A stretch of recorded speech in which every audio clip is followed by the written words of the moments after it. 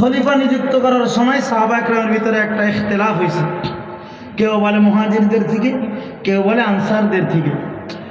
3 দিন কোনো সিদ্ধান্তে আসতে পারে না। মদিনাওয়ালাদের দাবি আমাদের থেকে খলিফা হবে, মক্কাওয়ালাদের দাবি আমরা ঘর বাড়ি ছেড়ে আসছি আমাদের থেকে হবে, আর ওরা কয় আমরা ঘর বাড়ি দিয়ে সহযোগিতা করছি আমাদের থেকে হবে, আমাদের ত্যাগ বেশি। 3 দিন পর্যন্ত ইখতিলাফ চলছে।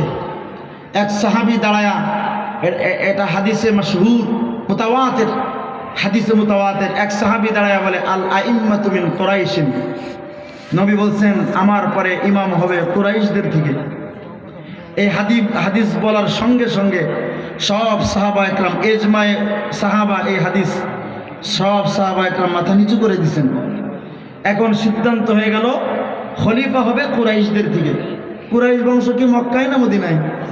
মক্কায়। তাহলে মক্কাবাসীর থেকে হবে। এখন সাহাবা একরাম চিন্তা করলেন কাকে বানানো যায়। আবু বকর সিদ্দিক রাদিয়াল্লাহু আনহু প্রস্তাব করলেন, ওমর তোমার সম্পর্কে রাসূল বলেছেন তুমি যে রাস্তা দিয়ে চলো শয়তান ওই রাস্তায় যায় না। নবী তোমার সম্পর্কে বলেছেন লাউ কানা বাদি নবিয়্যুন লাকানা ওমর, আমার পরে নবী হলে ওমর হইতো। 2টা শান। 3 নাম্বার, ওমর তোমার পরে ইসলাম নতুন করে জীবন ফিরে পেয়েছিল, তুমি আজকে খলিফা হওয়ার যোগ্য, তুমি খলিফা হও। এই সময় ওমরে ফারুক রাদিয়াল্লাহু আনহু দাঁড়ায় গেছেন, দাঁড়ায় একটা ভাষণ দিয়েছেন, না রে আবু বকর এভাবে হবে না। আল্লাহর রাসূল মদিনার মসজিদে নববীর ভিতরে বলেছেন আজ থেকে সবার দরজা বন্ধ, আবু বকরের দরজা ফাঁকা। মসজিদে নববীর একমাত্র দরজা খোলা থাকবে আবু বকরের। তুমি আবু বকরের জন্য নবী মসজিদের দরজা খুলে গেছেন। ওরে আবু বকর,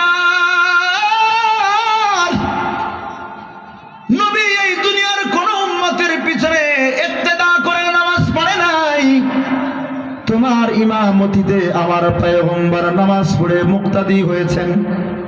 ও আবু বকর রে, তুমি নবীর ইমামতি করেছো, তুমি নবীর ইমাম, খলিফা হওয়ার দাবি তোমার আছে। সব থেকে বড় এই ঘটনা যে জন্য আনলাম, সব থেকে বড় প্রমাণ 3 নাম্বার দলিল ওমর পেশ করছেন। এই আবু বকর,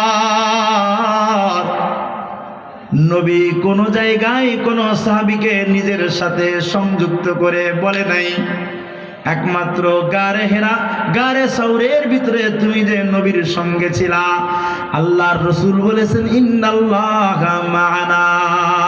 ওই আয়াতের ভিতরে রাসূল বলেছেন ও আবু বকর তুমি আমার সাথে, আমাদের সঙ্গে আল্লাহ রয়েছেন। আবু বকর রে, নবী চলে গেছেন, আল্লাহ নবীর সঙ্গে ছিল, তোমার সঙ্গে ছিল। ওই এক গারে সাউরের রাতের কারণে, ওই এক আয়াতের কারণে আল্লাহ তোমার সঙ্গে রয়েছেন। আবু বকর রে,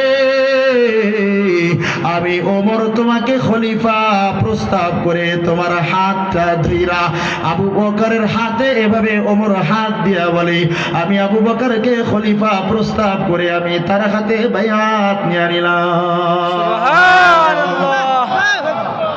কুরআনের এক আয়াতের শক্তিশালী দলিল ওমরে ফারুক পেশ করে সঙ্গে সঙ্গে আবু বকরের হাতে হাত দিয়েছেন। ওরে আব্বাজান বলো তো দেখি, ওই যে আয়াতটা আসছে কিসের বরকতে, জোরে বলো। কোরআন। আবু বকরের কোরআনওয়ালা নবীর সোহবতের বরকতে নবীকে মেনে নিয়েছেন আবু বকর, কোরআনওয়ালা হয়েছেন আবু বকর।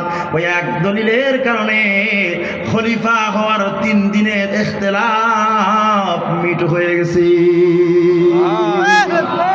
এজন্য আব্বাজান তোমার 2টা পায়ের ভিতরে হাত